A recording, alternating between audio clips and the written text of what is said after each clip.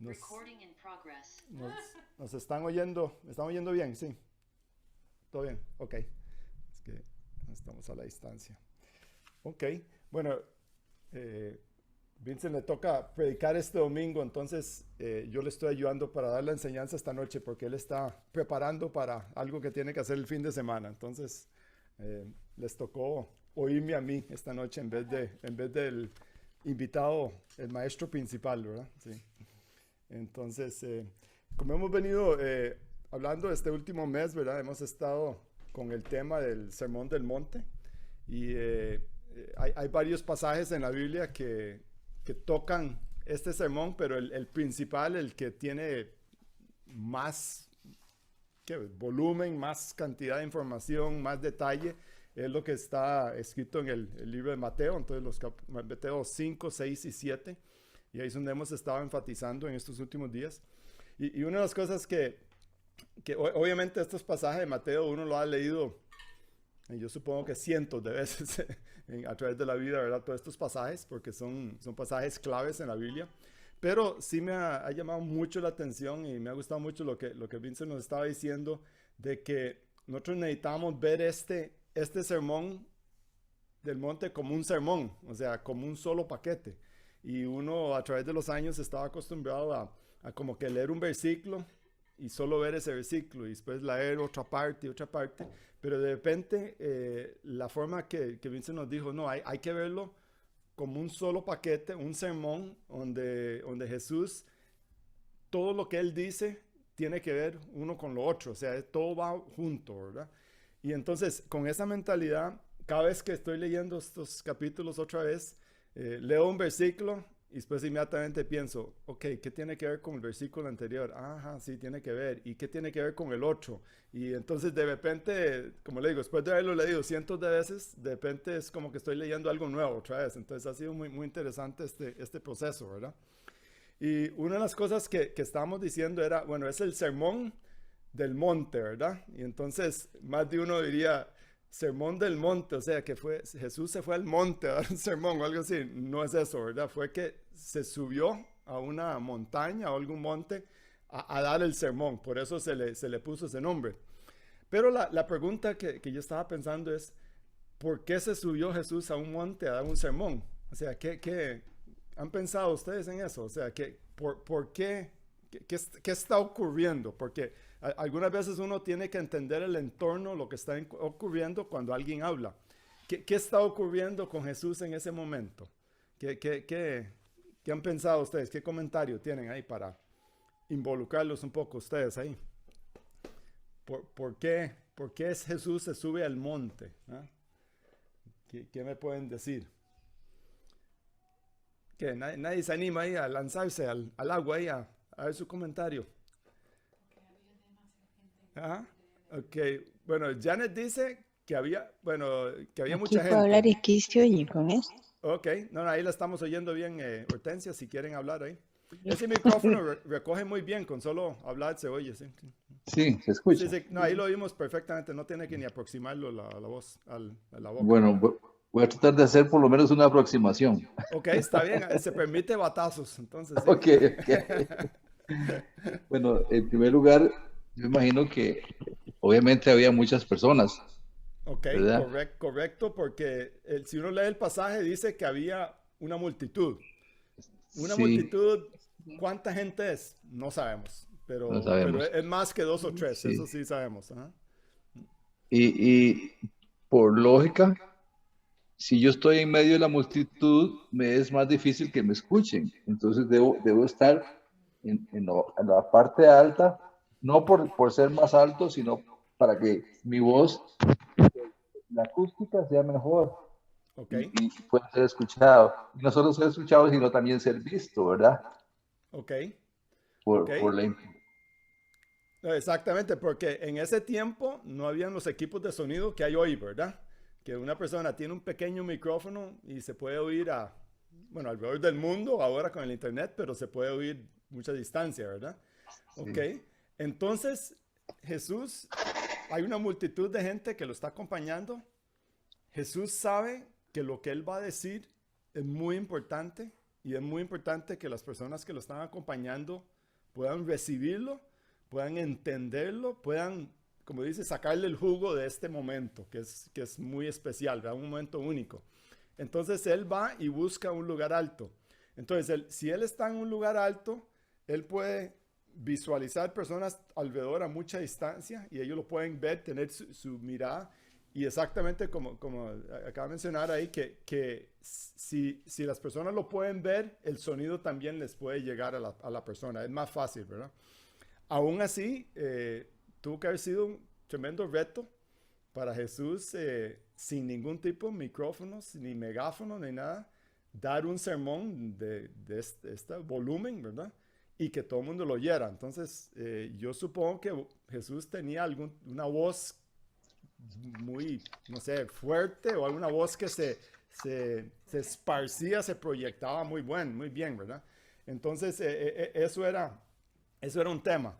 Entonces, ahora, volviendo al tema del sermón del monte. Entonces, ya entendemos la palabra del monte, por qué se subió, porque había una multitud y todo. Pero, ¿por qué entonces se le llama sermón? ¿Qué le viene a usted a la mente cuando habla sermón?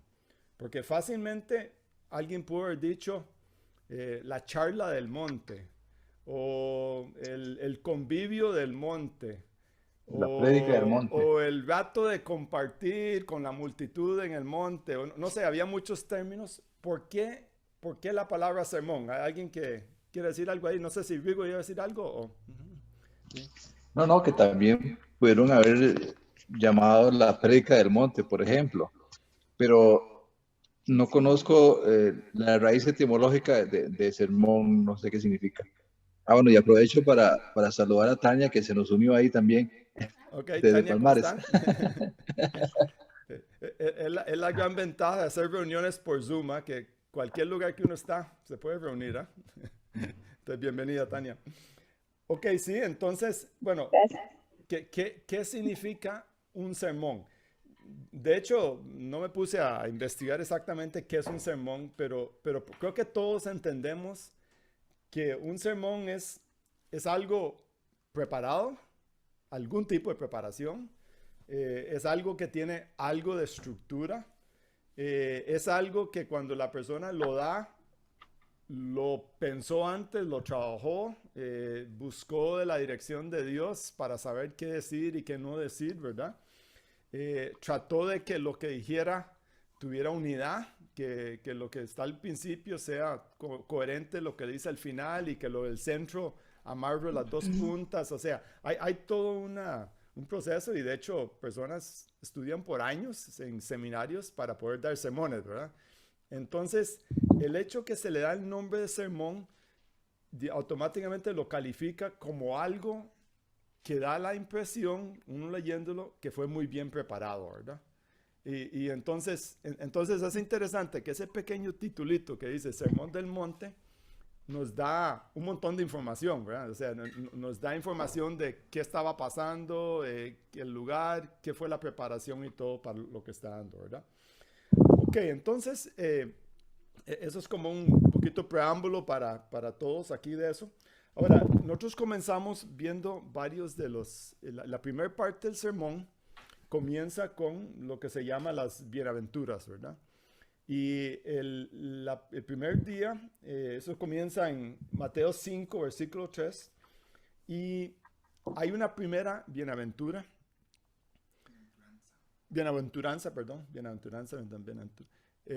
y en ese caso, cuando, o sea, si nos devolvemos a pensar que Jesús estaba haciendo algo bien preparado, cuando uno estudia un poco para dar charlas y presentaciones y clases de hablar en público, siempre le dicen que esa primero que uno hace es muy, muy importante. O sea, uno tiene que preparar muy bien toda su charla, pero las primeras frases que uno da son claves para poder agarrar la atención de todo el mundo y que todo el mundo esté muy claro hacia dónde va uno, ¿verdad? Entonces, volví a leer otra vez esta bienaventuranza, y tal vez alguien que pueda sacar la Biblia y nos lea entonces el versículo 3, Mateo 5, versículo 3. Leamos eso otra vez y leámoslo pensando que esto fue lo primero que escogió Jesús y obviamente había algo muy, muy importante de arrancar este sermón con esto, ¿verdad? Y quiero que pensemos un poquito en eso. Alguien que tenga ahí la Biblia ahí lista, que lo quiera leer. Ok, Hortensia, léelo usted. Ajá. Bienaventurados los pobres en espíritu, porque de ellos es el reino de los cielos. Ok, entonces nosotros recibimos una enseñanza de Vincent sobre este tema. ¿Qué aprendimos? ¿Qué nos acordamos? O sea, porque vuelvo a enfatizar, esto fue lo primero que dio Jesús y si lo dio de primero era muy importante y yo siento que es muy importante para todo lo que viene después. ¿Qué les quedó a usted? ¿Qué se acuerdan? ¿Qué han pensado de esta bienaventuranza? ¿Quién se lanza al agua ahí a darnos una? ¿Qué les quedó? ¿Qué les quedó? ¿Qué les ha ministrado esta bienaventuranza? Ok, sí, Rico. Bueno, más bien apagaron el micrófono ahí. Creo que hay que encenderlo. Entonces. ¿Está apagado? Todavía está apagado. Ahora sí okay. me escuchan. Ahora sí, nada más hable así, perfectamente. ¿Me lo oímos, escuchan? Sí, perfectamente, sí. ¿Que me escuchan? Sí, perfecto, sí. Ya lo oigo. Uy, ahora sí. ¿Qué hombre este? ¿Qué enredo se me hizo aquí? Bueno, en principio, lo que yo entendí acerca de una persona que es pobre en espíritu, es una persona que en primera instancia reconoce que depende de Dios, que es dependiente de Dios, que necesita de Dios, ¿verdad? Okay. Básicamente.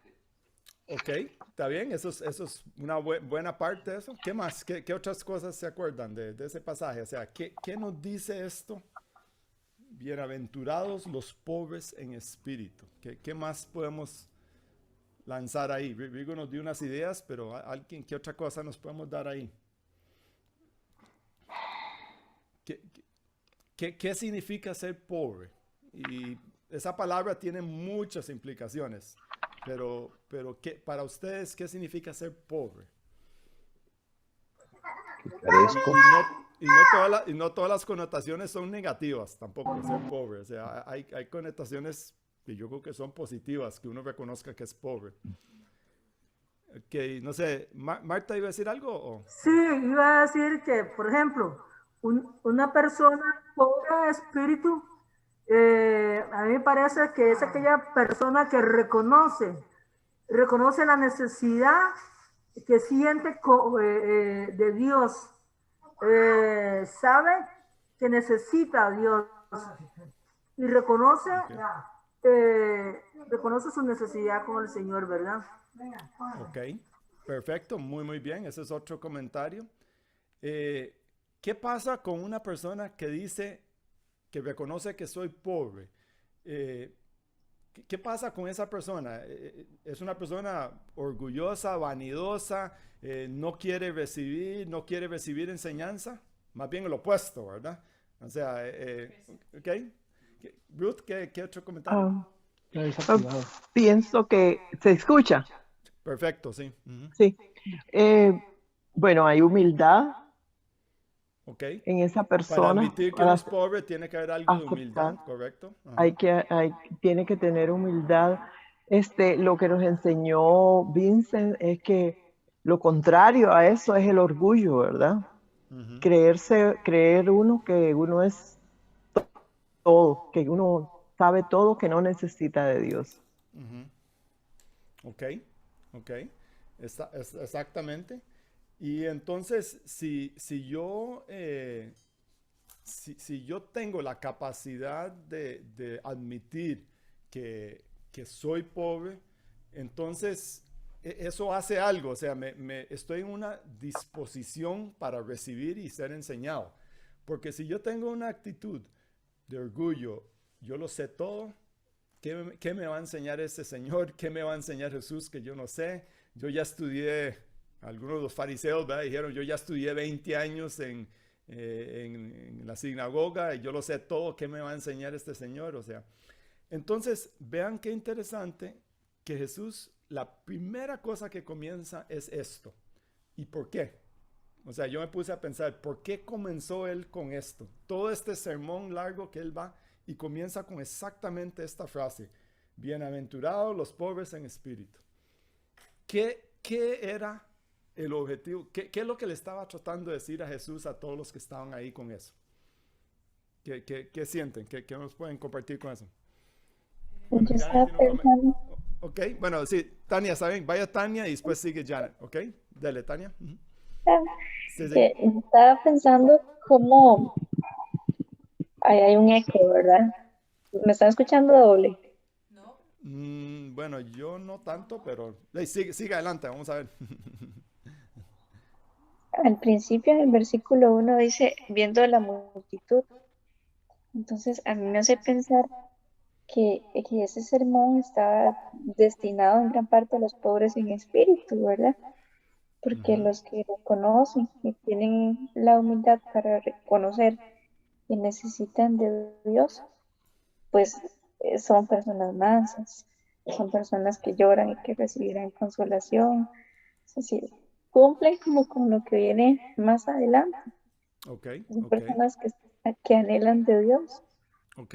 Entonces creo Y que es un buen punto ahí que estamos hablando de que lo que Jesús dice tiene que ver con todo lo que viene, ¿verdad? Él está preparando el exacto. sermón. Ok, está bien. Janet, ¿iba a decir algo?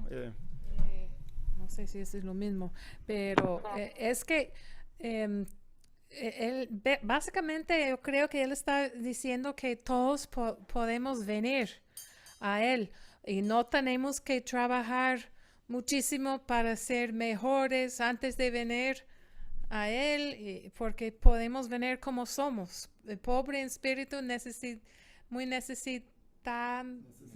necesitados de él.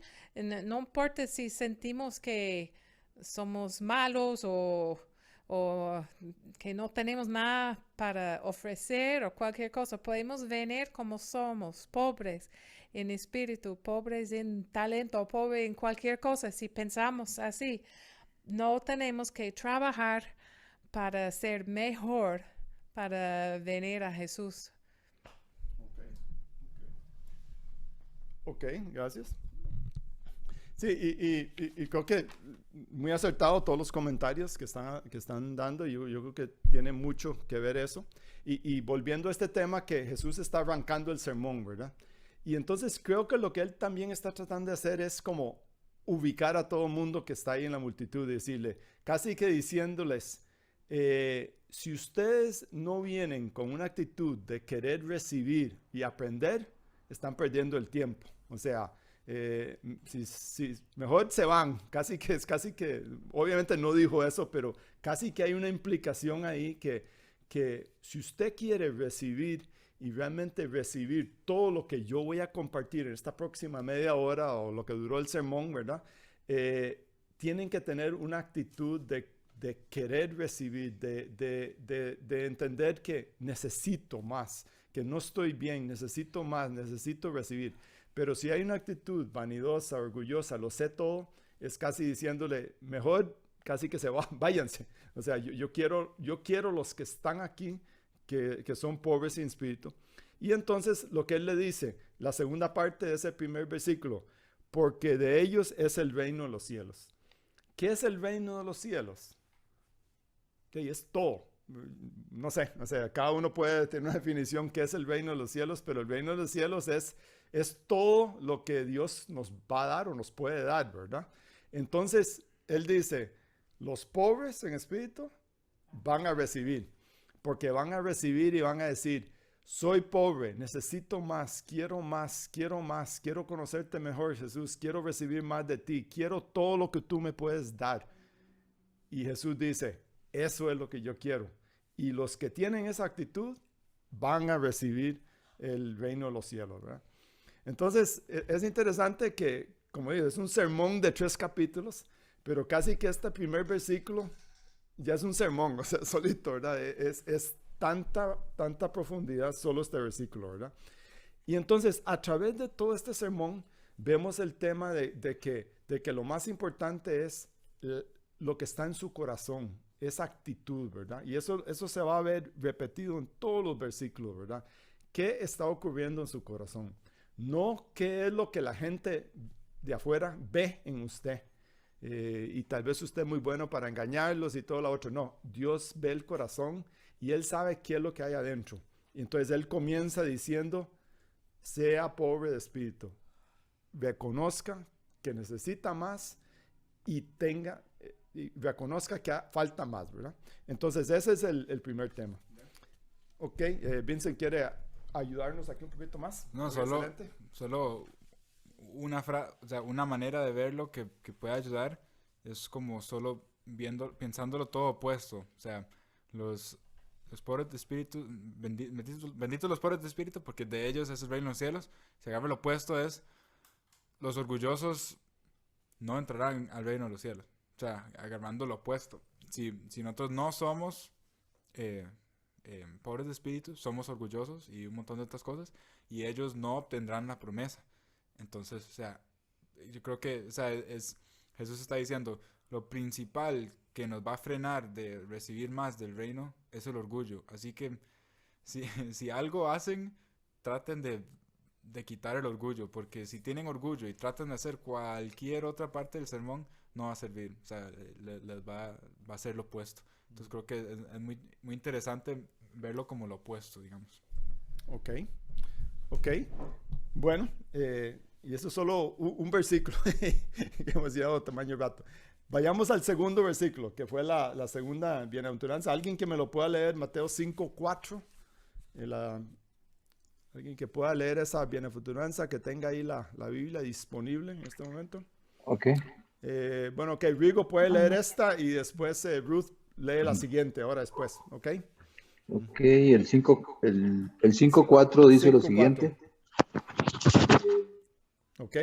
Dichosos los pobres en espíritu, porque el reino de los cielos les pertenece. Bueno, no, es el Perdón, el 5:4. 4. Dichosos los que lloran, Ajá. porque serán consolados. Ok. Un versículo bastante sencillo. Ok, entonces esta es la segunda cosa que dice Jesús, ¿verdad? Vimos esa primera parte, ¿verdad? De pobres en espíritu, pero ahora habla de llorar, ¿verdad? Ya después de todo lo que hablamos del primer versículo y hablamos que todo tiene una unidad, que una cosa sigue la otra, pensando eso, ¿qué está diciendo Jesús aquí con este versículo? O sea, a mí me parece que está como que enfatizando lo mismo más fuerte, pero ¿qué comentario tienen ahí? ¿Qué piensan? Bienaventurados los que lloran. ¿Cuándo lloramos nosotros? O sea, hay diferentes razones para llorar, pero algunas buenas, otras no muy buenas, pero... Ajá, sí. ¿Quién tiene comentario? Rigo, ¿iba a decir algo? Sí, no, es que me parece que hay como un hilo conductor a través de todas las bienaventuranzas, porque si yo soy pobre de espíritu, quiere decir que tengo necesidades, y esas necesidades muchas veces me pueden llevar a llorar, a sufrir, y entonces es pero Dios lo pone de forma positiva, ¿no? Ok. Lo pone no negativo, sino positivamente. Dichosos los que lloran, porque serán consolados. Entonces hay una, podemos decir, una recompensa ahí, no sé, de esa manera. Okay. ¿Está bien? ¿Algún otro comentario? ¿Alguien que quiera aportar más ahí? Ok, Ruth, ¿iba a decir algo? Okay. Sí. Sí, Ruth, creo que bueno, iba a decir algo. cuando uno llora porque tiene luto en su corazón o tiene una necesidad o no se siente fuerte, no se siente que lo puede hacer. Ok, exactamente, eso es lo que estaba pensando, que uno llora, no siempre, pero a menudo porque uno está de luto, pero también porque yo lloro porque me doy cuenta que me falta, ¿verdad? Y algunas veces es porque me falta alguien querido que tal vez murió, eso puede ser una forma de llorar, pero otras veces me doy cuenta porque me falta tanto y puede ser delante de Dios. Yo lloro, digo, Dios, me falta tanto para llegar a donde yo siento que debo estar, ¿verdad? Entonces, puedo tal vez llorar porque entiendo la gran necesidad que tengo de Dios, ¿verdad? Y entonces es una búsqueda muy intensa, muy íntima. O sea, si yo tengo esa búsqueda de Dios y me doy cuenta que me falta tanto, puede hacer que yo llore por eso también y diga, uy, ¿por qué? ¿Por qué no puedo? O sea, hay una intensidad ahí también. Y creo que esto se amarra totalmente con el primer versículo, ¿verdad? O sea, reconozco que soy pobre, que tengo necesidad y también posiblemente lloro porque esa necesidad me hace sentirme que necesito más, ¿verdad? Entonces, creo que esos dos versículos tienen mucha unidad, ¿verdad? En ese sentido. ¿Qué pasó? Bueno, Hortensia, ¿tenía algo más que iba a decir? Sí, los que lloran o lloramos buscamos esperanza y se manifiesta en ese lamento la desesperanza. La Ok, forma de hablar ok. de Jesús es más bien diciéndoles, no importa que llore, no importa que muestre su debilidad, hay respuesta ahí, que Ok. no lo va a avergonzar, Ok, ¿y qué es la respuesta de Jesús de los que lloran? ¿Qué es lo que dice ahí la segunda parte del versículo que acabamos de leer ahí? que recibirán consolación. Recibirán consolación. O sea que van a recibir satisfacción o resolución o van a recibir de Dios lo que les, no sé, lo que les está molestando, lo que les está afectando, ¿verdad? O sea que Él está diciendo, búsqueme a mí, yo soy el lugar donde usted tiene que ir, ¿verdad? Pero no puede ser orgulloso, tiene que tener humildad, tiene que reconocer, tiene que buscarme, tiene que ansiarme, tiene que llorar, pero yo soy el que puedo darte, consolarte y darte, ¿verdad? Entonces, otra vez un versículo con muy intenso, ¿verdad? También tiene mucho que decir. Ok, Ruth, bueno, sí, diga algo, Ruth. También el llorar es quebranto, ¿verdad? Quebrantarse. Ok. Es Quebrantarse, reconocer sí, que le falta a uno, ¿verdad? Que sí. uno no está bien, que uno ha cometido errores o pecados, no sé, hay muchas razones, ¿verdad? Ok. Ahora, hay veces que uno también llora por alegría, ¿verdad? También, ¿verdad? Y supongo que, pero este caso creo que está más como llorando porque uno tiene esa necesidad de más, ¿verdad? Ok, leamos el tercero, tal vez Ruth, si quiere leerlo usted, el 5, versículo 5. Leamos el tercero ahí. Bienaventurados los mansos, porque ellos recibirán la tierra por heredad. Ok. Entonces este es uno muy interesante que vimos hablando y especialmente la palabra manso, ¿verdad? Que es una palabra complicada de entender realmente en nuestro ambiente. La forma que está usado aquí no es muy común, creo yo. O sea, como bien se mencionaba ahí, uno tal vez habla de que este caballo es manso, ¿verdad? Y entonces significa que no le va a hacer daño, ¿verdad? Aunque es un caballo fuerte y poderoso y tiene la potestad de meterle una patada o hacerle cualquier cosa, ¿verdad? Uno le dice, es manso, no le tenga miedo, no le va a hacer nada, ¿verdad? Entonces, la palabra está mansa. Ser manso no es muy fácil para nosotros entender, pero nos da a entender que aunque pudiéramos hacer algo, aunque tuviéramos el poder y la potestad y la autoridad tal vez de hacer algo, no lo vamos a hacer porque puede dañarlo a usted, ¿verdad? O a otra persona, ¿verdad? Y principalmente a otra persona, ¿verdad? No tanto usted, pero sino a otra persona. Y entonces, ahora, ¿Cómo se amarra esto de manso con los primeros dos versículos que hemos hecho? Y estamos hablando esta noche del hilo conductor de todos estos pasajes, que un pasaje amarra al otro.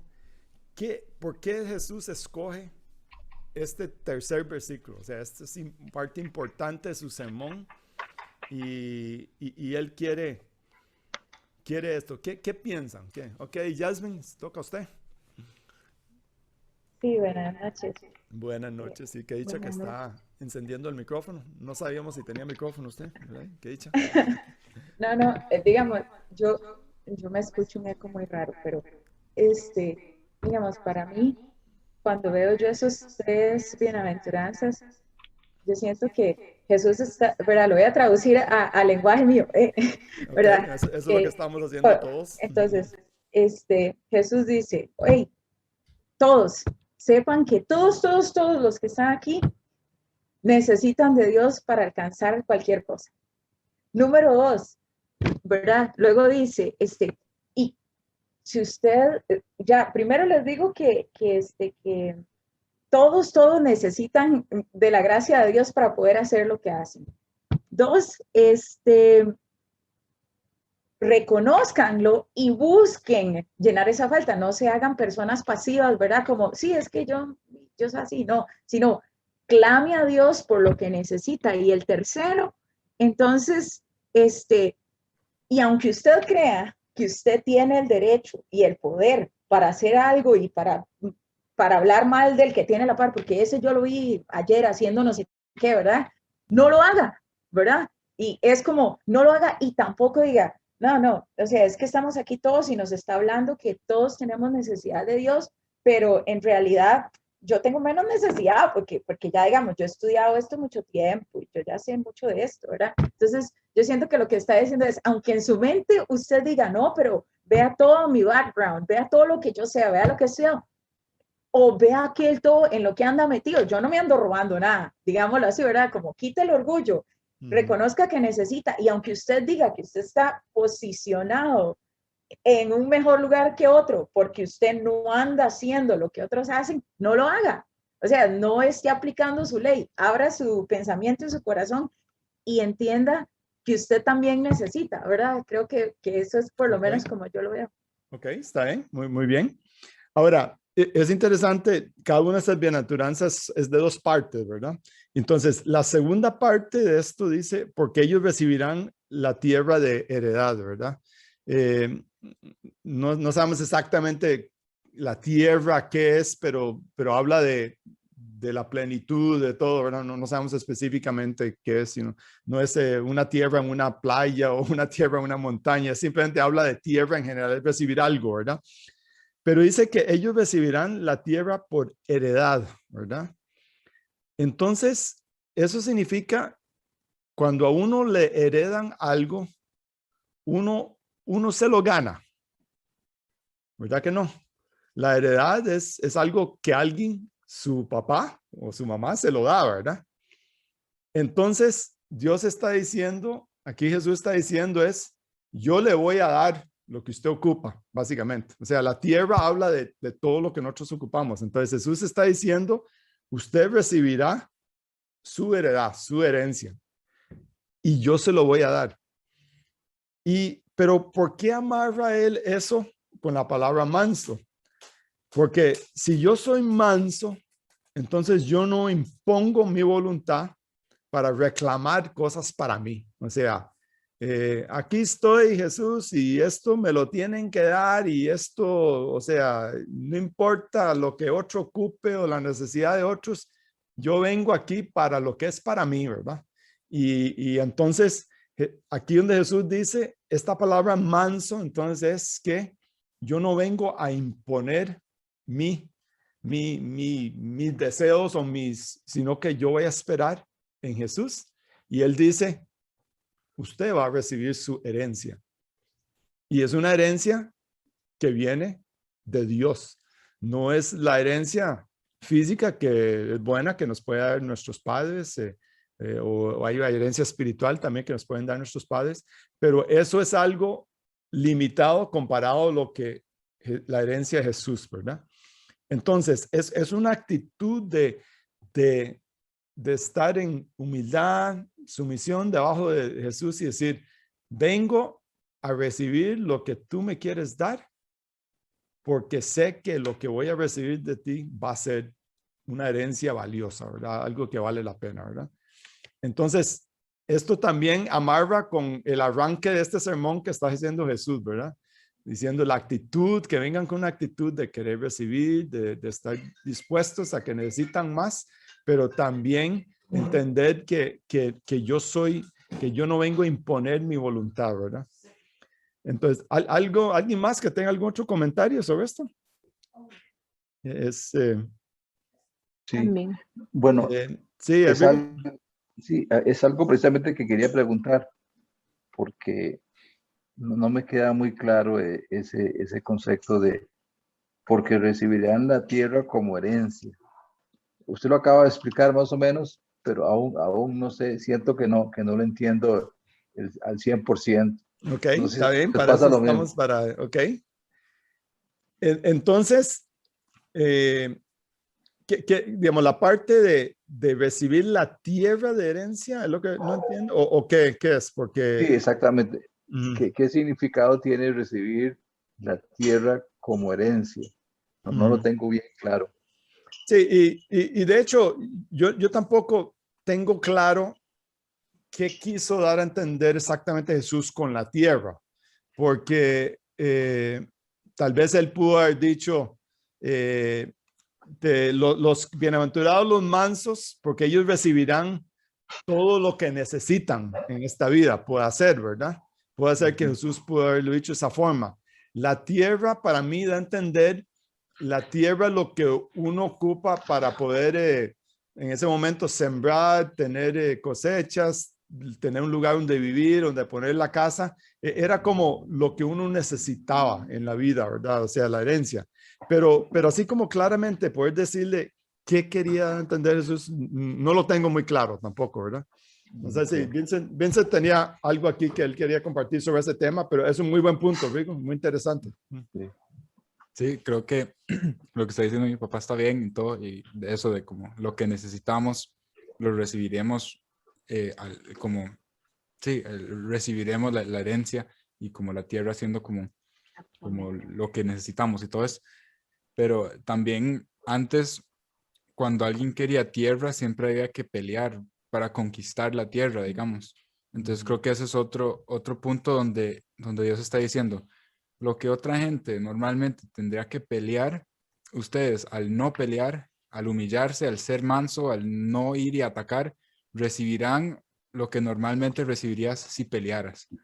Pero Dios diciendo como, usted al no pelear, aún así recibirá la tierra. Y, ¿verdad? Como la tierra prometida y todo esto, Dios diciendo eso, ¿verdad? Como, no, usted humíllese. Y como vimos en Salmo 37, a usted lo van a agarrar y lo van a desbaratar y lo van a pegar o sea, el malvado va a prosperar y el malvado va a conquistar su tierra prometida. Y va a parecer como que su tierra, que es su herencia, va a estar en manos del enemigo para siempre. Pero ahí en Salmo 37, ¿verdad? Donde nos dice, pero no, sino que ¿verdad? El malvado se esfumará como el humo, o como el zacate está un día y el día siguiente se va.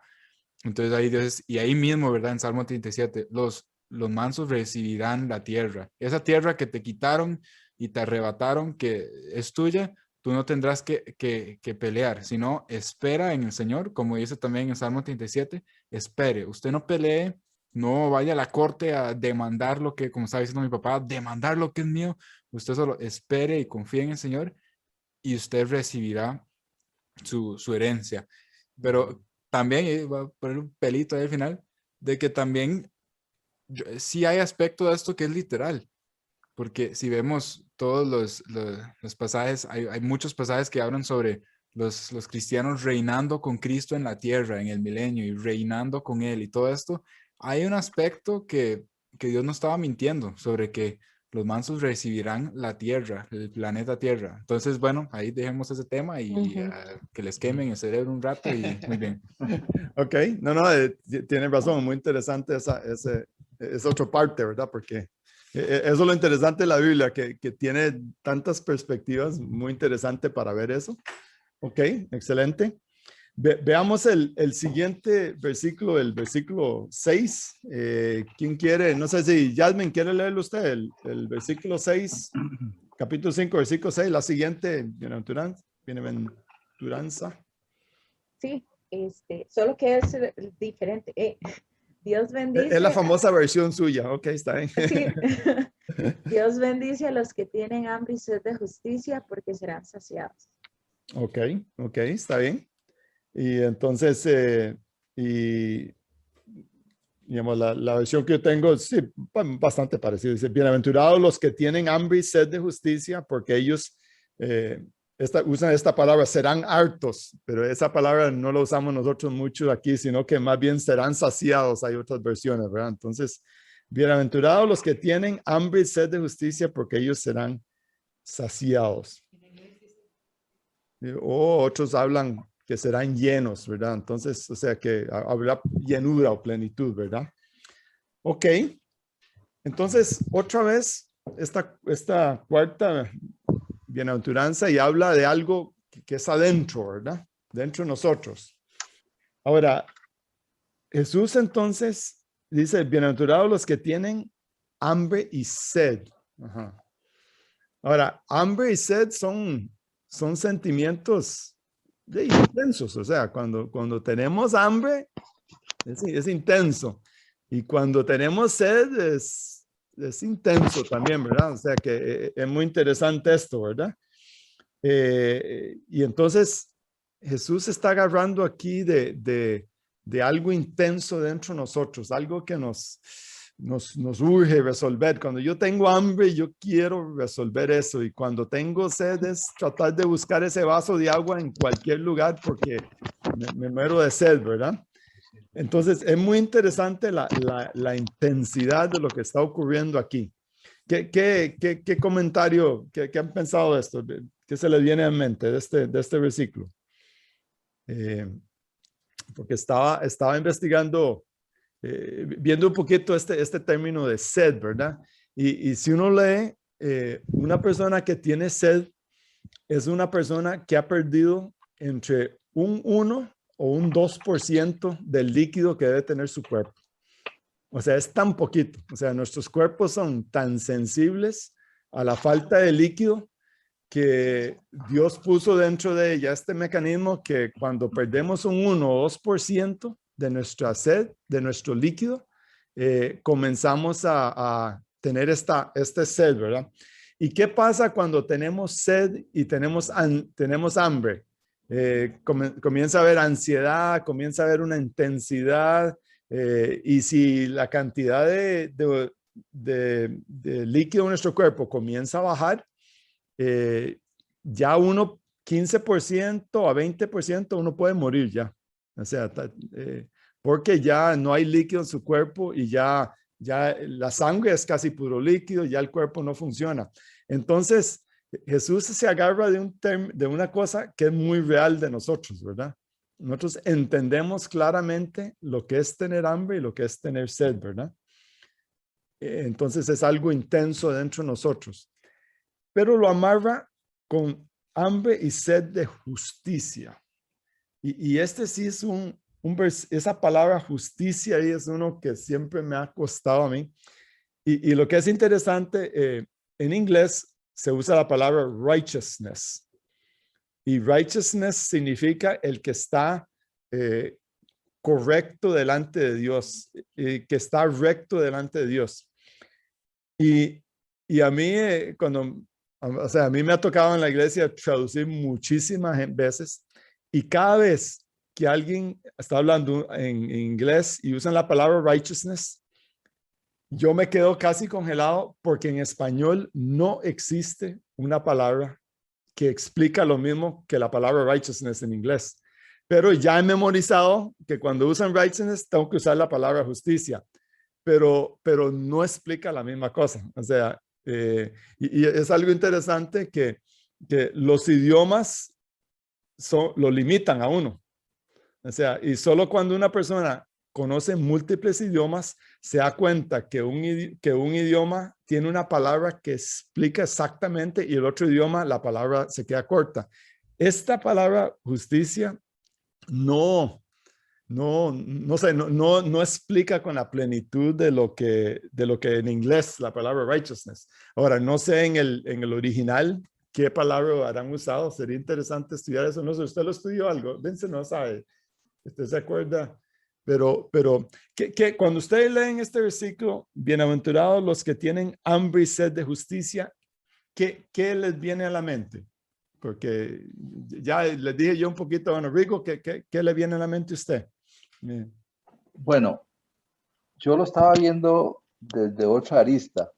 Ok, no, Yo lo enfoco más que todo al principio, desde la parte biológica, ¿verdad? Necesito sed, tengo hambre, son necesidades biológicas que todos tenemos. Pero aquí en la mía dice, dichosos los que tienen hambre y sed de justicia, porque serán saciados. Yo estaba tratando de imaginarme un poquito la época, ¿verdad? Del momento, bueno, y hoy día también, donde hay mucha injusticia, ¿verdad? Gente, en esa época, esclavos, gente que explotaban a otros, cobraban muchos impuestos. Y yo imagino que muchas personas sufrieron en ese momento muchísimo de lo que producían, tenían que pagar impuestos, ¿verdad? Entonces, imagino yo que se sentían impotentes de ver que por qué muchos tenían, qué sé yo, mucha tierra. Estamos hablando de los imperios y toda esta gente poderosa, gobernantes, y muchos que trabajaban la tierra, pero parte de su producción tenía que darla como impuestos. Entonces, yo pienso que sentían esa necesidad de que fuera más justo el sistema, Okay. por lo menos desde el punto de vista agrícola. No, exactamente. Y creo que, Vigo, ese es exactamente el punto por el cual a mí no me gusta esta traducción, porque cuando uno lo lee, uno se va exactamente por lo que usted está diciendo, que ellos están clamando por justicia. Jesús está diciendo, es injusto esto y lo otro. Pero realmente cuando uno lo lee en inglés y lo lee en otros, no tiene nada que ver con eso, ¿verdad? Y por eso esa palabra no es muy buena, porque más bien lo que tiene que ver es con righteousness, como decía, es que estar rectitud delante de Dios, ¿verdad? Y yo no sé por qué para mí esa palabra justicia, como le digo, no explica lo que realmente está diciendo. Entonces, básicamente, déjame tratar de ver si puedo explicarlo como yo siento que es este versículo. Entonces dice, bienaventurados los que tienen hambre, que es un intenso, y sed, que es intenso. Entonces, bienaventurados los que son intensos por querer vivir una vida de rectitud delante de Dios. O sea, para mí eso es lo que debería decir ese versículo, ¿verdad? Que Jesús está diciendo, yo quiero personas que tengan esa intensidad, que quieran buscar a Dios con todo, ¿verdad? Para poder caminar con Él, ¿verdad? Entonces, entonces ahí es algo que no sé, fíjense que tiene alguna otra definición usted, porque viera que este versículo no es la primera vez que yo lo he leído y no me ha gustado y no lo he podido descifrar, y de hecho esta noche no lo estoy tampoco entendiendo claramente, pero ¿qué siente usted que puede agregar ahí esto? Sí, o sea, honestamente para mí también ha sido difícil esta bienaventuranza. Entonces, más bien yo estaba feliz que tocó esta semana, que yo no tuviera que... me dejó lo más difícil para mí. Yo le digo, no, mándese usted a ver qué le sale, pero no, aquí he estado viendo solo en mi Biblia donde agarra ese mismo, en la palabra de justicia, ahí tenía otro lugar en la Biblia donde hablaba de eso, y donde me llevó esa segunda Timoteo, capítulo 2, versículo 22. Y lo que dice es, huye de las malas pasiones o de las malas pasiones de la juventud y esmérate en seguir la justicia. Y dice, la fe, el amor y la paz, junto con los que invocan al Señor con un corazón limpio. Entonces, básicamente, o sea, está diciendo, busque o desee la justicia y después define lo que dice justicia. O sea, define la justicia como la fe, el amor y la paz. Entonces, o sea, abre más sea, lo hace más complejo aún. Entonces, ¿Cuál pero versículo es ese? esto es en 2 de Timoteo, capítulo 2, versículo 22. 2 Ok. Timoteo 2:22. Ok. Pero entonces, o sea, ayudan para entender cómo a dirigirlo, cómo a dirigir nuestra atención, pero al mismo tiempo lo abre a más interpretación, o sea, nos ayuda a verlo como la fe, el amor y la paz. Entonces, sí, buscar la paz, eso sí es justicia en el sentido de lo que es injusto, como estaba hablando Rigo, y como estábamos diciendo, entonces, tal vez sí hay algún aspecto de eso, de justicia, de desear justicia, pero sí, creo que más que todo, como está diciendo, busque la fe y el amor y la paz. Creo que es eso, como de rectitud, de si yo estoy buscando el amor, estoy buscando no herir a los demás, ¿verdad? Y si estoy buscando amar a los otros y amar a Dios. Entonces, eso es rectitud, porque de eso dice Jesús que se basa toda la ley y los profetas, se puede resumir en ama al Señor tu Dios con todo tu corazón y mente y alma y todo, fuerzas, y ame al prójimo. Entonces, Dave, aquí uno se puede entender de esta manera de que sí, es rectitud, ¿verdad? Pero tampoco hay que limitarnos como hemos visto, lo peor que podemos hacer cuando estamos estudiando la Biblia es decir, ya entiendo el pasaje, porque ahí estamos, ¿verdad? Entrando en orgullo, diciendo, yo lo tengo todo. Entonces, ahí siempre hay que tener esa mente abierta de que, bueno, una de las implicaciones es este versículo 2 Timoteo 2:22, fe, amor y paz. Y bueno, y habrán otras explicaciones y otras maneras de entenderlo. Pero sí, creo que eso de la rectitud, de buscar servir a Dios y de buscar un corazón limpio es un aspecto muy importante de esto. Ok, bueno, Jana quería comentar algo aquí también. Sí. Bueno, lo que dijo él, pues resumirlo en los que tienen deseos intensos para vivir correctamente antes de Dios. Ok. Sí, está bien. Y yo cuando estaba escribiendo aquí, dice, tener hambre y sed de justicia significa desear intensamente hacer toda la voluntad de Dios. O sea, casi lo mismo que acaba de decir Janet. O sea, esa es como la traducción mía, ¿verdad? Ok, tal vez Jasmine y después Ruth, que tienen sus propias traducciones también, sí. Ok.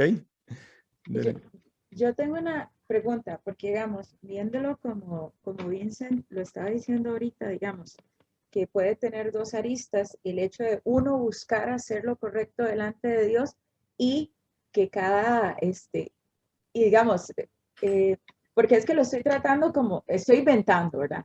Pero Okay. lo estoy tratando de como relacionar con las otras bienaventuranzas. Entonces, si veníamos de la bienaventuranza que dice que las personas que no van a decir,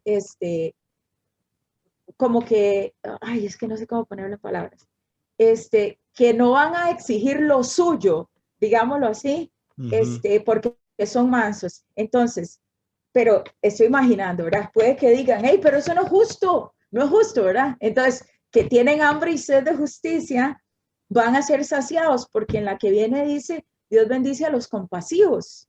Entonces, yo creo, y en la que sigue también dice de corazón puro. Entonces, si tiene la lista de quiero hacer todo lo correcto delante de Dios, tiene que ver con el corazón puro. Y si también Dios haz justicia, vea, los oprimidos, porque lo del Salmo 37 que veíamos la semana pasada, que se puede ver que los malos van ganando y entonces uno dice, hey, pero ¿qué es esto, verdad? Y entonces que, hey, usted quiere justicia, va a haber justicia, hey, ¿verdad? Entonces se me viene a la mente la idea de, pero con la misma vara que mida serás medido, entonces dichosos los compasivos también, ¿verdad? Porque no es solo como apliquémosla, ¿verdad? Sino, ¿verdad? Dios, aplíquela, porque ahí se va uno también en esa, ¿verdad? Ya no la aplicaron, ¿eh? Pero, sí. no, ¿verdad? Como que lo veo como así, pero no sé si estoy rebateando. No. Estamos tratando de ampliar este versículo porque tiene tantas facetas. No, muy bien. Ok, excelente. Excelente, porque tiene mucha perspectiva este versículo. Ruth, ¿usted iba a compartir algo? ¿O iba a decir algo, Ruth? Sí. Ajá, Sí. Ok, dale. Dice, bienaventurados los que tienen hambre y sed de justicia, porque ellos serán saciados. Mm, Y en el Salmo 42 dice, mi alma tiene sed de Dios, el ok, Dios vivo. Y Dios es justicia. ok. Dios es justicia. Entonces, esa es, y como dice el siervo, así como el siervo clama por las aguas, así clama mi alma por ti, Señor. Es hambre del Señor, ¿verdad? Ujú, Es ok, el hambre de justicia, que Él es justicia. Porque tenemos un Dios justo. ok, Sí. justo, Él sí. es justicia. ¿Cuál salmo es ese, Ruth? Salmo 42, Salmo 42, ¿qué versículo? el 2. Pero el título del Salmo dice, mi alma tiene sed de Dios. Ujú, Como desde las aguas, así clama por ti, oh Dios, el alma mía. Mi alma tiene sed del Dios vivo. Y ujú, Dios ujú, es justicia. ¿Cómo que eso tiene sed de justicia? Sí, Así ujú. es. Dios es justo. Sí, Dios es sí, justo. sí, lo estoy leyendo en la traducción de inglés, ¿verdad? Y habla de sed, pero no usa la palabra esta justicia, habla otra cosa, ¿verdad? Entonces, eso lo ha complicado las traducciones, ¿verdad? Pero, ok. Ahora, estaba buscando yo, cuando estaba estudiando esto un poco, qué otros lugares usaban esta palabra justicia, ¿verdad? Y más adelante en el sermón, Jesús toca en el capítulo 6, versículo 33, dice, mas buscad primeramente el reino de Dios y su Ajá. justicia, y todas Y estas todas cosas las serán cosas serán añadidas, ¿verdad? añadidas. Y ese es Amén. el pasaje donde Jesús habla de que no se afanen por las cosas y todo eso, ¿verdad? Y eso lo vamos a ver más adelante en algunas semanas cuando... Ese es Mateo 6:33. Y ese es como medio sermón del monte, ¿verdad? Eso lo vamos a ver más adelante, si Dios quiere, en unas semanas. Pero usa exactamente la misma palabra otra vez. Pero dice, mas buscad primeramente el reino de Dios y su justicia, ¿verdad? Entonces, y cuando uno busca esas dos cosas, todo lo demás será añadido. O sea que en ese pasaje, cuando lo vamos a estudiar ahí, dice, hagan esto primero, y esto es casi lo que hace falta. O sea, busquen el reino de Dios y su justicia, y todo lo otro vendrá por añadidura luego, ¿verdad? No hay que afanarse por eso, ¿verdad? Pero usan esta palabra justicia también. Entonces, otra vez nos deja un poquito en el aire. Pero bueno, esta palabra justicia, y como es usada aquí en la Biblia, es complicado entenderlo, o sea, tiene su complicación, ¿verdad? Pero, ok. Sí, entonces, no sé si tiene algún otro comentario de esto o cómo estamos.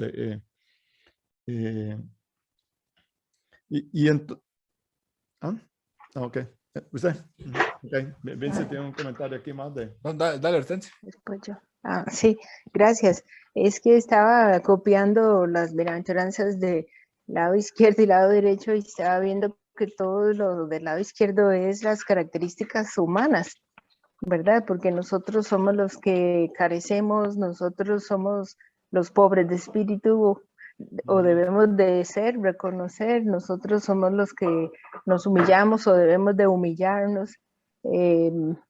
Somos los que tenemos hambre y sed, o sea, los imperfectos, porque hemos vivido en un mundo de pecado, no podemos hacer las cosas completas como Dios sí las puede hacer, que es la segunda parte, que es como una promesa, porque dice, recibirán el reino de los cielos, recibirán consolación, recibirán la tierra por heredad, que sería la vida eterna, pienso yo, porque en el Antiguo Testamento la tierra por heredad era la tierra prometida. Serán saciados, solo Dios puede saciarnos, solo Dios es justo.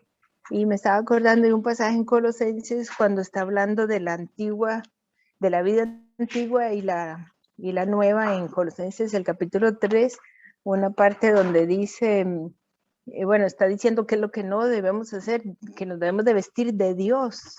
Y si nos vestimos de Dios, que es algo, no podemos entender qué significa vestirse de Dios, pero está explicando aquí de lo que hay que despojarse. es decir, de un revestido revestido del nuevo, el cual conforme a la imagen del que lo creó se va renovando hasta el conocimiento pleno, donde no hay griego ni judío, es decir, ya no va a haber injusticia, ya no va a haber diferencias, donde no hay circuncisión ni incircuncisión, bárbaro ni escita, siervo ni libre, sino que Cristo es el todo y en todos.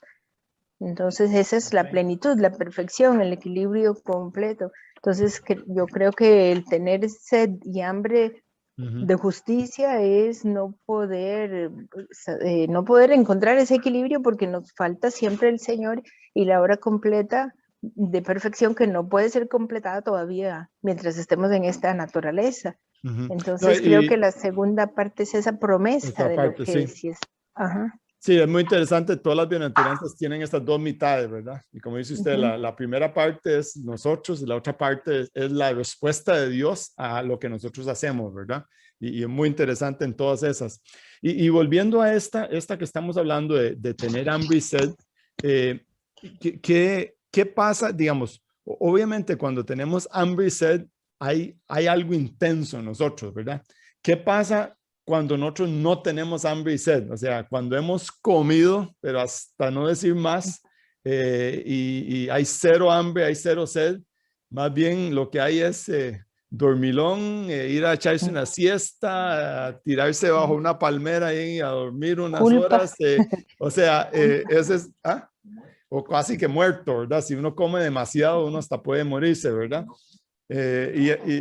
No, pero digamos, cuando uno come demasiado, ¿verdad? Entonces Jesús dice, lo que quiero es que sean esos que tienen esas ganas, esa intensidad, que quieren más, que quieren, y no el que ya comió y ya estoy satisfecho y me voy a echar una siesta, ¿verdad? Ese es el tipo de persona que Jesús quiere, ¿verdad? La intensidad. Porque la mayoría de las personas hoy en día, si tienen intensidad, es por las cosas del mundo, ¿verdad? Por cosas materiales, por placeres, por poder político, poder comercial, poder religioso. Hay un montón de cosas donde la gente tiene esa sed, ¿verdad? Pero aquí lo que está diciendo es, quiero que tengan esa sed y esa hambre de justicia, y lo que hemos hablado ahora es de Dios, de caminar con Él en rectitud, de desearlo a Él, de desear su voluntad, ¿verdad? Entonces eso es lo que queremos con eso. Ok, Vincent iba a hablar algo aquí. ¿Usted tiene un comentario aquí? ¿Sí? Bueno, y creo que Tania ahorita levantó la mano también, no sé si quería decir algo o no. Sí, yo quería contarles algo. Hace como 2 años más o menos, estaba haciendo una investigación con migrantes y con refugiados colombianos en territorio costarricense. Y recuerdo que estábamos en un grupo focal, que eso es como una reunión pequeñita con pocas personas y se tratan temas profundos. Ellos nos estaban contando cómo se sentían en ese momento al haber abandonado sus tierras y haber pasado por muchas situaciones de injusticia y tener que vivir acá en Costa Rica y aún aquí afrontar otras situaciones así de difíciles. Y ellos nos decían literalmente que tenían hambre de justicia, que tenían sed de justicia. Y yo no podía evitar pensar en este texto. Entonces, cuando los estaba escuchando a ellos, yo decía, Señor, estoy aprendiendo algo nuevo, porque acá en Costa Rica, en donde uno, gracias al Señor, tiene tantas bendiciones en un país tan bello como este, pero estas personas que pasaron por tantísimas cosas y que aún estando acá siguen sufriendo, lo decían con un anhelo tan ardiente, ¿verdad? Es que queremos justicia por nosotros, por nuestras familias, por las personas que amamos y hemos perdido. Y eso me cambió como la visión totalmente y el entendimiento de esa hambre, de esa sed que puede tener una persona que verdaderamente anhela justicia, ¿verdad?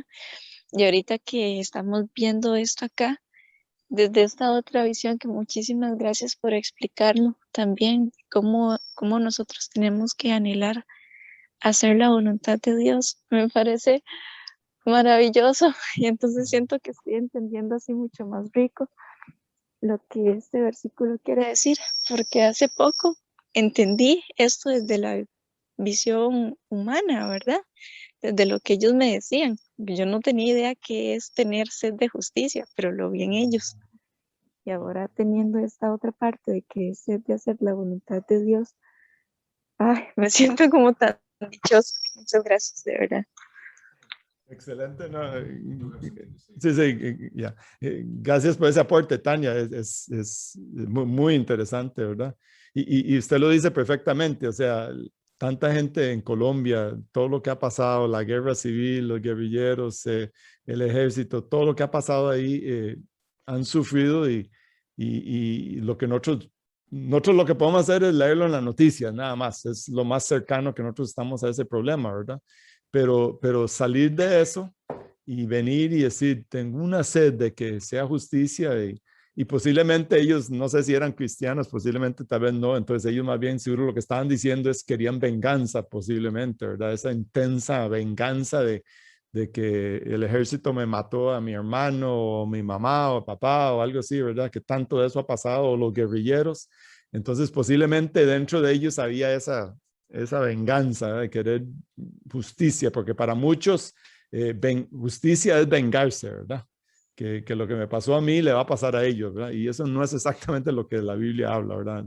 Dios dice, yo soy el que resuelvo, yo soy el que resuelvo las cosas, ¿verdad? No ustedes, ¿verdad? Ustedes no tienen que vengarse, ¿verdad? Pero no, excelente, Tania, excelente, y muchas gracias por venir y participar con nosotros y lo que está contribuyendo. Muchas gracias por eso. Estuvo muy bueno. Hace rato Vincent quiere hablar algo. Entonces, ¿sí? ¿Qué pasó, Tania? No, iba a decir eso. Algunos sí eran creyentes. No sé si no conozco su vida espiritual, ¿verdad? Pero sí, algunos sí. Sí. Pensaron que era su sustento, ¿verdad? Ok. Pero sí es, bueno, gracias. Vincent hace rato tiene algo que quería comentar, entonces démosle chance aquí. No, tranquilos. No, pero sí, creo que lo que está diciendo Tania es un punto, o sea, verlo de este lado de la justicia, de como justicia de que algo malo pasó y tenemos que hacer que lo malo sea bueno de nuevo, digamos, como me robaron tanta plata, hay que traer justicia, deme esta cantidad de plata y va a ser justicia, ¿verdad? Como eso, creo que sí hay algo para aprender de eso, porque como cuando estás hablando, me recuerda como en Apocalipsis, cuando dice, bueno, al puro final, el capítulo 22 dice, y el espíritu y la novia dicen, ven, como ese clamor, ven Jesús, ven, te necesitamos. Aquí la tierra no está bien si tú no estás. Necesitamos justicia. O sea, nosotros, y creo que eso es el clamor de lo de la mansedumbre. Es decir, sí, yo voy a ceder, aunque el enemigo tiene control, yo voy a esperar en el Señor. Entonces, ¿qué significa eso? Es diciendo, yo no voy a cobrar venganza, pero es verdad, el Señor en la Biblia dice, la venganza es mía, yo cobraré venganza. Entonces, eso es un tema enorme, demasiado bueno, que prepara nuestro corazón para el fin de los tiempos, en el sentido de que estoy diciendo, que cuando pensamos de que mía es la venganza, cuando dice el Señor en la Biblia, pensamos, es que el Señor va a agarrar todo lo malo y lo va a tirar debajo de la alfombra y entonces va a desaparecer. Pero en realidad lo que Dios está diciendo es, cada obra de maldad y de iniquidad y de injusticia, yo la voy a pagar. Ahora, hay dos maneras de que la cobra. Uno, Jesús la toma y Jesús la paga. Hay una paga muy, muy real de Jesús pagando por la injusticia y por el pecado. Es cada vez que nosotros pecamos y, ¿verdad? Cuando nosotros pecamos, eso es la razón por la cual Jesús murió y fue latigado y fue destruido, ¿verdad? Él pagó eso. Ahora, eso es para nosotros que fuimos redimidos y nosotros nos arrepentimos y entonces fuimos hechos justos, ¿verdad? Fuimos hechos justos, fuimos justificados a través de la fe, ¿verdad? Eso es lo que nos dice es, ahora somos rectos, estamos en la rectitud.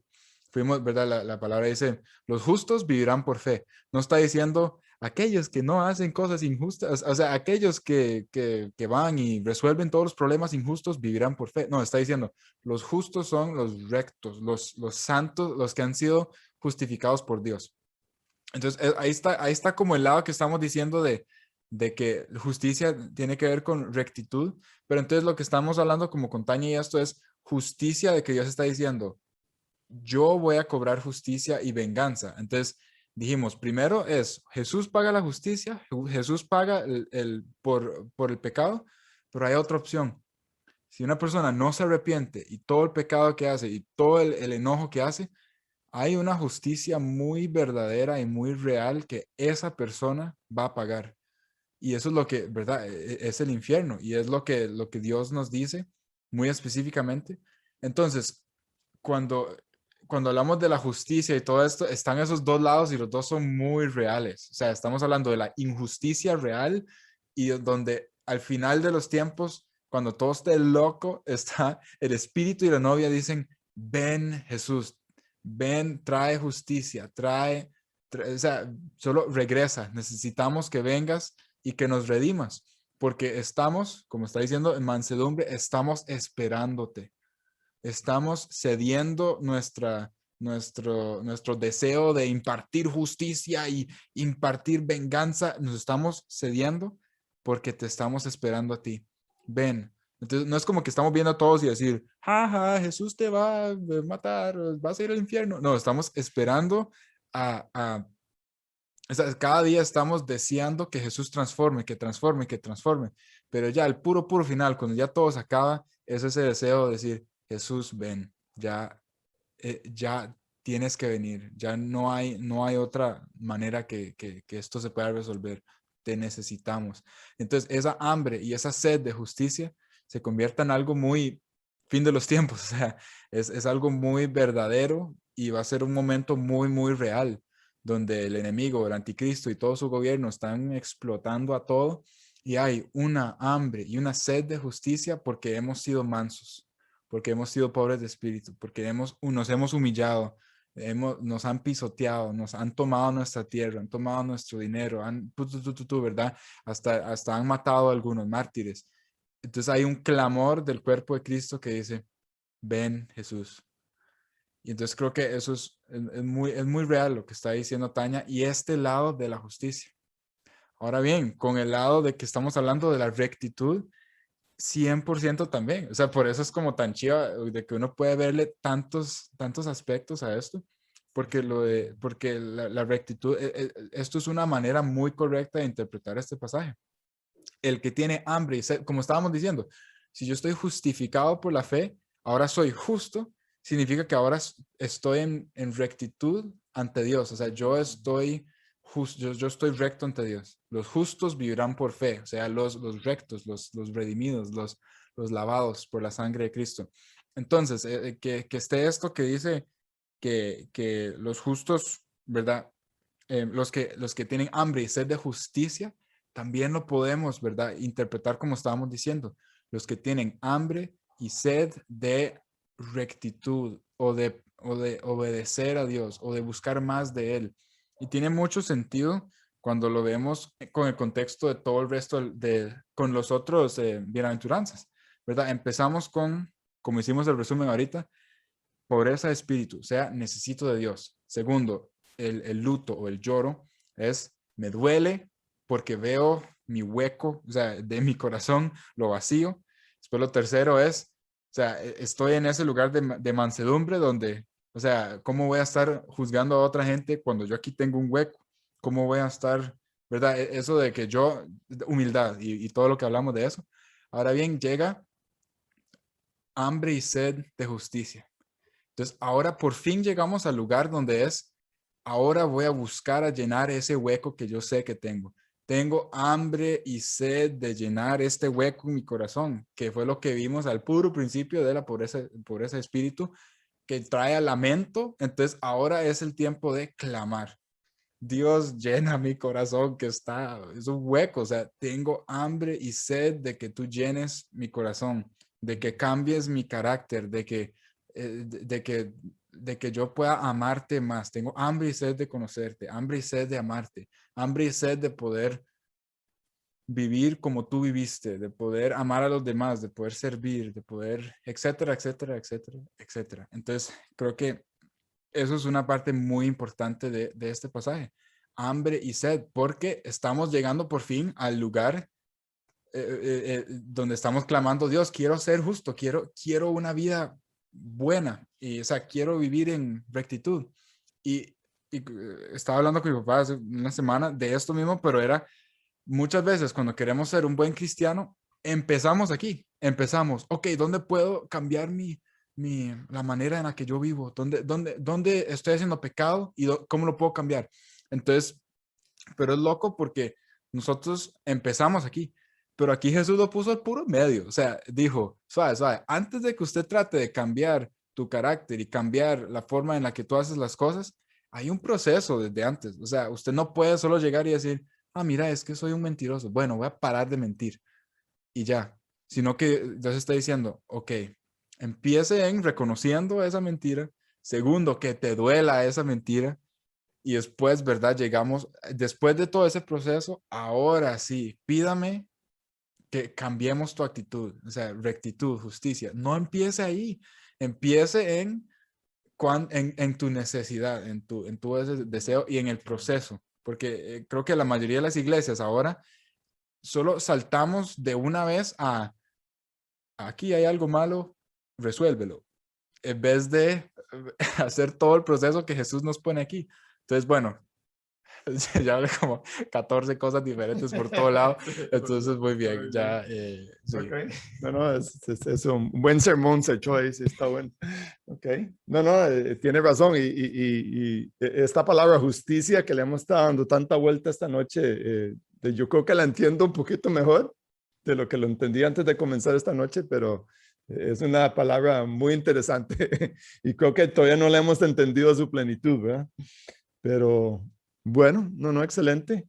Creo que tal vez voy a detenerme ahí. Seguimos con la siguiente bienaventuranza, si Dios quiere, el próximo viernes, porque ya llevamos casi hora y media discutiendo estas 4, ¿verdad? Y es que tiene tanto esto, está tan profundo que es muy fascinante esto, ¿verdad? Muy interesante. No sé si algún comentario final que alguien tiene, porque si no podemos orar por algunas peticiones, pero no sé si alguien tiene algún comentario que quiera. Sí, sí. Sí, Hortensia, sí. Gracias. Me llama muchísimo la atención que en capítulos anteriores al 5, cuando está comenzando Juan el Bautista a predicar y Jesús andaba cerca, el capítulo 3 dice, en aquellos días vino Juan el Bautista predicando en el desierto de Judea y diciendo, arrepentidos porque el reino de los cielos se ha acercado. Y en el 4, el capítulo 4, ya ahí es tomado preso Juan el Bautista y a Jesús le van a contar, ¿verdad? En el versículo 17, cuando Jesús oyó que Juan estaba preso, volvió a Galilea y dejando Nazaret vino y habitó, bueno, en otra ciudad, en Capernaum. Pero él empieza a predicar ya solo porque Juan estaba preso. En el 17 dice, desde entonces comenzó Jesús a predicar y a decir, arrepentidos porque el reino de los cielos se ha acercado. Y andando Jesús junto, y ahí narra cómo él llamó discípulos, ¿verdad? Pasó por el mar de Galilea, llamó a Pedro, llamó al hermano Andrés, y dice que pasó por muchos lugares. En los versículos que siguen, creo que es el 23, y recorrió Jesús toda Galilea enseñando en las sinagogas de ellos y predicando el evangelio del reino y sanando toda enfermedad y toda dolencia en el pueblo, y se difundió su fama por toda Siria y le trajeron todos los que tenían dolencias, los afligidos por diversas enfermedades y tormentos, los endemoniados, lunáticos, paralíticos y los sanó. Y le siguió mucha gente de Galilea, de Decápolis, de Jerusalén, de Judea y del otro lado del Jordán. Entonces es como que casi que todo el país recorrió él y lo seguían, lo seguían. Yo me imagino que esa es la multitud que cuando él se dio cuenta y estaba quizás en Iturea, ¿verdad? Donde encontró ese monte y se subió ahí, vio la impotencia, la debilidad, la incapacidad, todo de lo que él hizo para estas personas y ellos hambrientos de justicia, hambrientos con sed, como dicen, con hambre, con Hambre y pobreza de sed y espíritu. pobreza, sí. Sí, o Exacto, sea que es en el un... proceso Ujú, de su dolencia humana sin él, y ahora que él ujú. dice arrepentidos y acercados porque el reino de los cielos está aquí, y es él. Entonces yo creo que el reino de los cielos y su justicia es acercarnos a él y su forma de ser, porque él es justicia, él es justo. Entonces eso es lo que él vino a hacer, a acercar el cielo a la tierra. Nosotros no podemos acercarnos a Dios si no era por él. Entonces creo que cuando empiezan las bienaventuranzas es mostrando ese proceso inicial de impotencia, incapacidad, limitación nuestra versus la promesa, que si por la forma de vivir sin él, que es lo que toda esa gente que lo siguió a él le mostró. Sí, Decía, básicamente eso da el contexto de toda esta multitud, ¿verdad? Y lo que es interesante, yo siempre pensaba que el Sermón del Monte era como algo que Jesús hizo como hacia el final de su ministerio y es, bueno, ya casi me voy a darles un sermón, pero realmente uno ve en la Biblia, fue como al principio, interesante, más al principio. Y como dice Hortensia, había un contexto de que la fama corrió y todo el mundo comenzó a seguirlo y fue una multitud, ¿verdad? Entonces él ve la necesidad y dice, ok, aquí está este sermón, ¿verdad? Para explicarles. Ok, no, excelente, excelente. Creo que ha sido muy interesante esta noche. Gracias por compartir todo lo que han aportado.